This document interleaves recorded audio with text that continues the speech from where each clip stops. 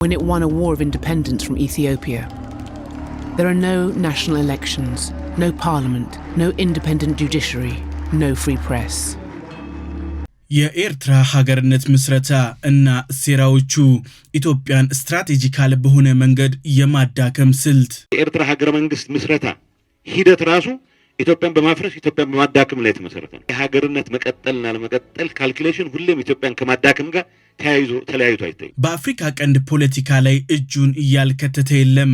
የቱርኮች መስፋፋት ካበቃ በኋላ ቀይ ባህርን ምን ያክል ጠቀሜታ እንዳለውና በቀጣይ ሉዓላዊነትን ለማረጋገጥ የጂኦግራፊ ጠቀሜታው የማይተካ መሆኑን አብዛኞቹ ቀድመው ነቅተውበታል። ግብጽ በቀጠናው ላይ ፍላጎት ቢኖራትም ጣሊያን ለከሰል ማከማቻ መርከቦቿን ማሳረፊያ አድርጋ ተከራይታው ነበር። ቀስ በቀስ እግሯን በአስመራ ማስፋፋት ጀመረች። ከ100,000 በላይ የጣሊያን ስደተኞችን በቦታው ላይ ማስፈርም ጀመረች። ጣሊያን ቦታውን ለመጠቅለል እጅጉን ለፍታለች። ግብጽ የጣሊያንን ለቆ መውጣት ተከትሎ ግልጽ የተባለ አካሄድን ቀርጻ መተግበር ጀመረች። የኤርትራን የሀገርነት እቅድ ይፋ አድርጋ ለጀበሃ አሳቀፈችው። የካይሮ ስብሰባ በሐሚድና በሌሎች ብሔርተኞች ተመሰረተ። አሜሪካ የአፍሪካ ቀንድ በእስላሚክ ኃይሎች እጅ መውደቁን ተረዳ። በጀብሃ እጅ እንደሚወድቅም ግልጽ ሆነ። አሜሪካ በቃኘው ሬዲዮ ጣቢያ በተደረገ በተደጋጋሚ ስብሰባ ከጀብሃ ውስጥ የሪዮት መከፋፈል እንዲፈጠር ሲአይኤ በብርቱ ሰራበት። ኢሳያስ ከተራ ተሳታፊነት ተነስቶ ሻቢያን በጎን አቋቋመ። ጀብሃን ወቅቶ ከኤርትራ ምድር ጠራርጎ ሱዳን አባሮታል። በዚህ ውጊያ ላይ ህወሓትም ለሻቢያ ተደርቦ በሁለት የተከፈሉ ኃይሎችን ልኮ ውጊያውን ተቀላቅሏል። ሁለቱ አማጽያን ሽብርተኞች ከጥንትም ከመሰረታቸው አንድ ላይ መስራት ልማዳቸው ነው። ግን ሁሌም መጨረሻው ላይ ይፋታሉ፣ ይከፋፈላሉ፣ ይፋጫሉ፣ ይገዳደላሉ። መዋደቅ የመጨረሻ ግባቸው ጭምር ነው። ግብጽ ቁርጥ በራሷ አምሳያ አድርጋ የሰራችው የአረብ ሊግ አስተባብራ ለዓመታት የምትመኘውን ቀይ ባህር በእጇ ለማስገባት ቀዝቃዛው ጦርነትን እንደ ዋነኛ ተጠቅማበታለች። የደርግና የሶቪየት ጉዳይ ማብቃቱን ስትረዳ በርካታ የአረብ ሀገራትን አሳምና የገንዘብ፣ የቢሮ፣ የሎጂስቲክ፣ የዲፕሎማቲክ ድጋፍ እንዲያገኙ ለአማጽያኑ በግልጽ ሰርታለች። በዋነኝነት በግብጽ ሴራ የታለሉት ሶሪያ፣ ኢራቅ፣ ሊቢያ እና መሰል ሀገራቶች ናቸው።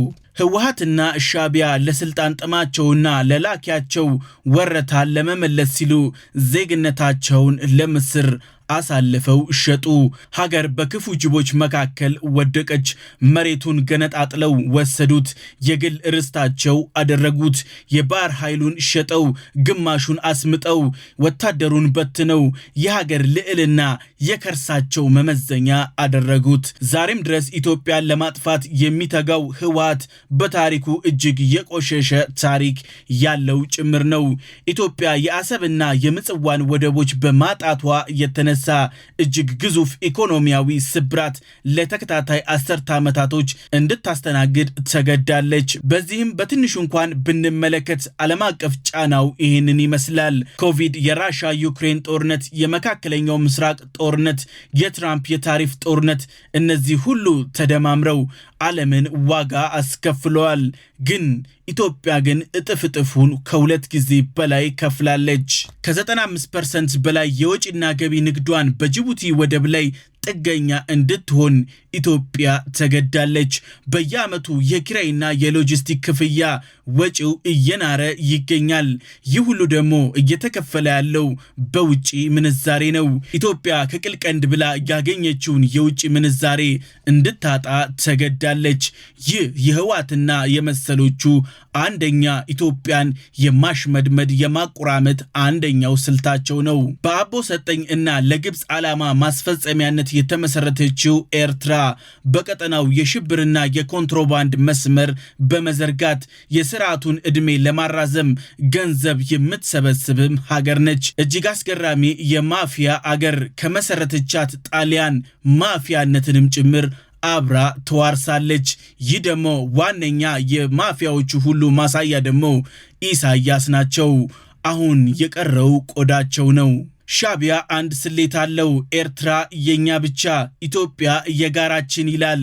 ኢሳያስ ኢትዮጵያን ዘርፈዋታል፣ ፋብሪካ ነቃቅለዋል፣ ባንኩንም ታንኩንም ጠቅለው ወስደዋል። በኦሮሚያ ቡና እንኳን ካለም አንደኛ ሆነው ለመመዝገብ በቅተዋል።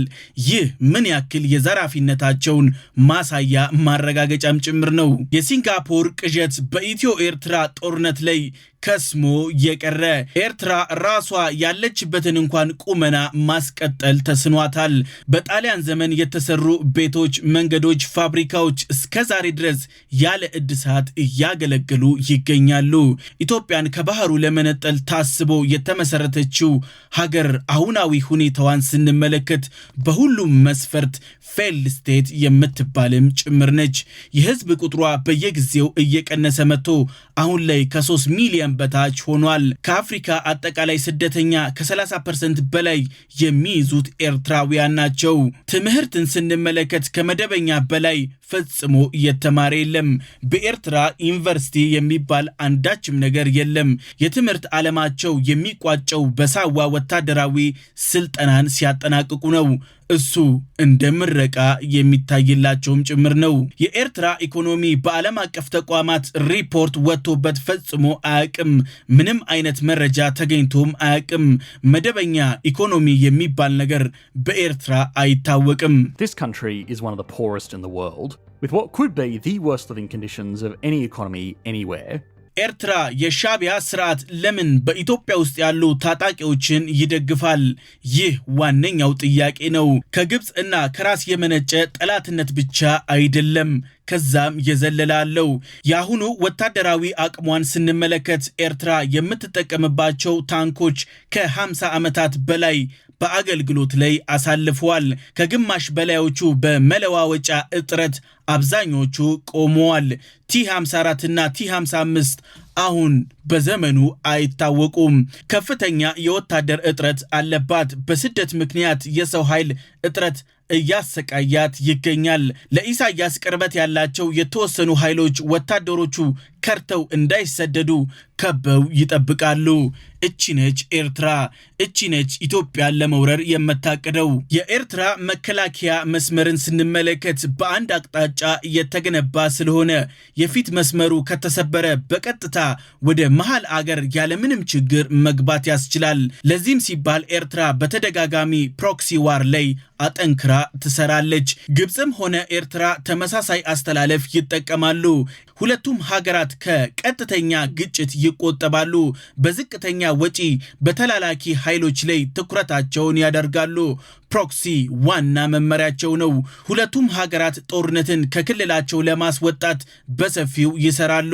በፋኖ በህዋት በሸኔ በኩል የሚደረግ እያንዳንዱ ውጊያ በኢትዮጵያ ላይ ተጀምሮ በኢትዮጵያ ላይ እንዲያበቃ ይፈልጋሉ። አንዳችም ኢኮኖሚያዊ ክስረትና ውድመት እንዳይደርስባቸው ይጠነቀቃሉ። ሁለቱም ሀገራት በምንም አይነት መንገድ አብሶ በኃይል እንደማያሳኩት ያውቃሉ። የመጨረሻ አማራጭ ያሉት ደግሞ ይህና ይህ ብቻ ነው። ኢትዮጵያን በመከፋፈል ይህ ብቸኛ ስልት ነው።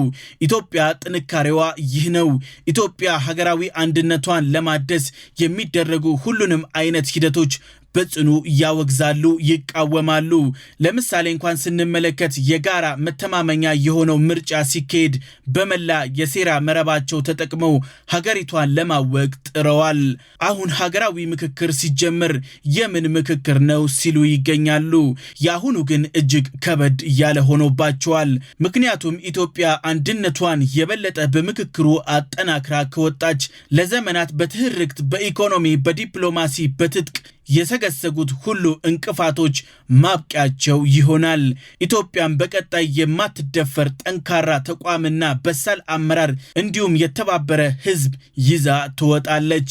ይህ እንዲሆን ፈጽመው አይፈቅዱም። ታሪካዊና ዘመን አመጣሽ ባንዳዎች ይህንን ላለማየት ፕሮፓጋንዳውን እያጧጧፉ ይገኛሉ። እነሱ እንደሚሉት ከሆነ የመንግስት ጊዜ መግዣ እድሜ ማራዘሚያ ነው ይሉታል። ግን እውነታውን ስንመለከት በህጋዊ መንገድ የተመረጠ መንግስት እንዴት ጊዜ ያራዝማል? የስርዓቱ እድሜ የሚወሰነው በህዝቡ ካርድና ካርድ ብቻ ነው። ይህንን የመሰሉ ማደናገሪያዎችን መጠቀማቸው ብዙም የሚያራምድ አይደለም። ቀደም ሲሉ ከባህሩ የገፉን አሁን ከቤታችን በረንዳም እየገፉን ይገኛሉ። አትመካከሩ፣ እዛው በቤታችሁ መሽጉ፣ አትውጡ፣ አትገናኙ፣ ማህበራዊ መሰረት አያስፈልግም እያሉን ነው። ይህ ዋነኛ ዓላማቸው ነው። ትግሉም እሱ ነው። ቤተሰቦቻችን ከሀገራዊ ምክክሩ ምን ይጠብቃሉ?